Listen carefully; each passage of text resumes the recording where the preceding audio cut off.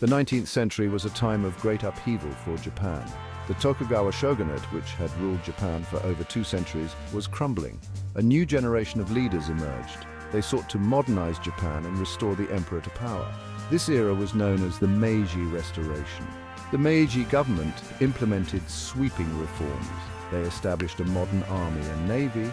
They introduced Western technology and industry. Japan rapidly transformed itself into a major power. It asserted itself on the international stage. This period saw the rise of Japanese imperialism. Japan sought to expand its influence in East Asia. It looked for new markets and resources. Korea, a strategically important peninsula, became a prime target of Japan's ambitions. Japan's modernization, fueled by the Meiji Restoration, was not merely about internal transformation. It was also about revising its place in the world. A modern nation, in the eyes of the Meiji leaders, was a powerful nation, one capable of projecting its influence beyond its borders. While Japan was modernizing, China faced its own challenges. The once mighty Qing dynasty was in decline. Internal rebellions, economic stagnation, and corruption weakened the empire. The Qing dynasty struggled to resist Western encroachment. The Opium Wars from 1839 to 1842 and again from 1856 to 1860 demonstrated the Qing military's weakness. China was forced to cede territory and grant concessions to Western powers. China's weakness did not escape Japan's notice. The Qing dynasty's declining power and its inability to protect its interests in Korea created an opportunity for Japan. Japan saw a chance to assert its dominance in the region. The Opium Wars were a turning point. They exposed the vulnerability of the Qing dynasty to foreign powers. China, once considered the dominant power in East Asia, was now seen as weak and vulnerable. This perception emboldened Japan's ambitions in the region. Korea, located between Japan and China, became a focal point of tension. Its strategic position made it a significant area of interest for both neighboring powers. The Joseon dynasty, ruling Korea for centuries, was in a state of turmoil. This once stable dynasty was now grappling with internal strife and external pressures. Its government was weak and divided. Factionalism and corruption plagued the administration, making it difficult to respond effectively to the growing threats. The Korean peninsula became a battleground for influence between Japan and China. Both nations sought to assert their dominance over this strategically vital region. China had long considered Korea a tributary state. For centuries, Korea had paid tribute to China, acknowledging its superior status in the region. It sought to maintain its influence over Korean affairs. Chinese officials and military presence in Korea were a testament to this ongoing control. Japan, however, saw Korea as essential to its security and economic interests. The Japanese government believed that controlling Korea was crucial for its own national security. It sought to break China's hold on Korea and establish its own dominance. Japan's ambitions were clear: to replace Chinese influence with its own. Adding to the instability, Korea faced internal unrest and factionalism. Various factions within Korea vied for power, further weakening the nation's ability to resist foreign influence. Political intrigues and power struggles within the Korean court further weakened the kingdom. The royal court was a hotbed of conspiracy and betrayal. This internal division provided an opportunity for both China and Japan to intervene in Korean affairs. Each power sought to exploit Korea's weaknesses to their advantage. Korea's strategic location made it a coveted prize. Its position as a gateway between China and Japan made it highly desirable for both nations. Both China and Japan recognized the importance of controlling the Korean peninsula. Diplomatic efforts were made, but tensions continued to rise. For China, it was about maintaining its traditional sphere of influence. Losing Korea would mean a significant reduction in its regional power. For Japan, it was about securing its interests and expanding its power. Control over Korea was seen as a stepping stone to greater regional dominance. The Korean people, caught in the middle of these power struggles, faced an uncertain future. Their lives were deeply affected by the political and military maneuvers of their powerful neighbors. Despite the turmoil, there were those within Korea who resisted foreign domination. Nationalist movements began to emerge, seeking to reclaim Korea's sovereignty. Throughout this period of upheaval, Korea's rich cultural heritage remained a source of pride and resilience for its people. The traditions and customs of Korea continued to thrive even in the face of adversity. Section 4. A clash of ambitions, Sino-Japanese rivalry over Korea. The late 19th century was a period of intense geopolitical maneuvering in East Asia, with Korea caught in the crossfire between two emerging powers, China and Japan. Japan's modernization and growing ambitions brought it into direct conflict with China. The Meiji Restoration had transformed Japan from a feudal society into a burgeoning industrial power, eager to expand its influence and secure its place on the world stage. Both nations sought to expand their influence in Korea, leading to a series of diplomatic clashes and military posturing. Diplomatic envoys from both sides engaged in tense negotiations, each trying to outmaneuver the other in a high-stakes game of political chess. The rivalry over Korea became a tinderbox, ready to ignite into open warfare. The atmosphere was charged with tension as both nations prepared for the possibility of conflict, each unwilling to back down. In 1876, Japan forced Korea to sign the Treaty of Ganhwa.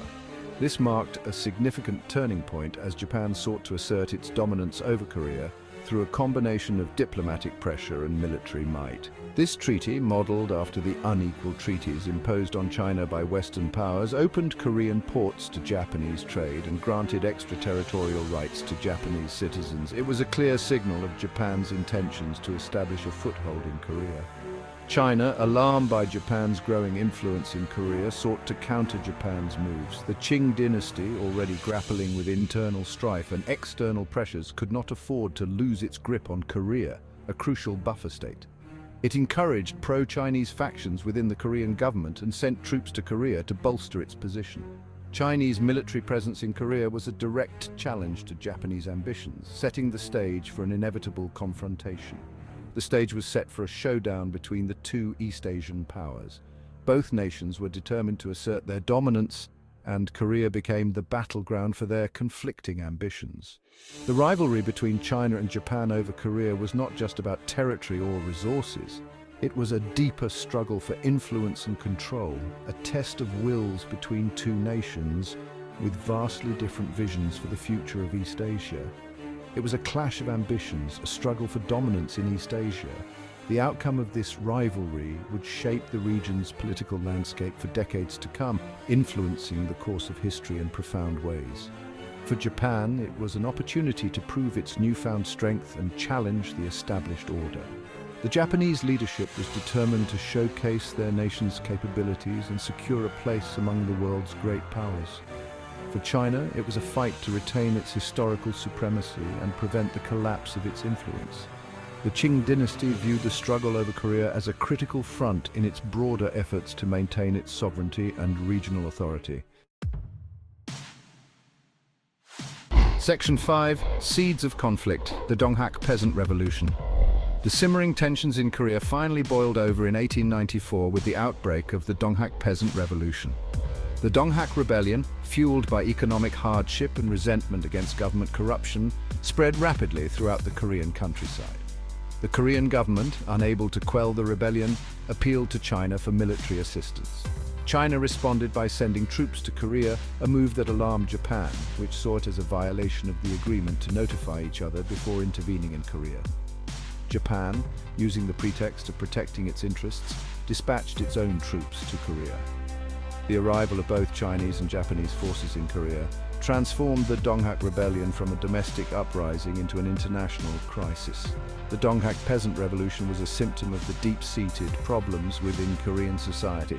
The rebellion exposed the weakness of the Korean government and provided a convenient excuse for both China and Japan to intervene militarily, escalating the situation toward war.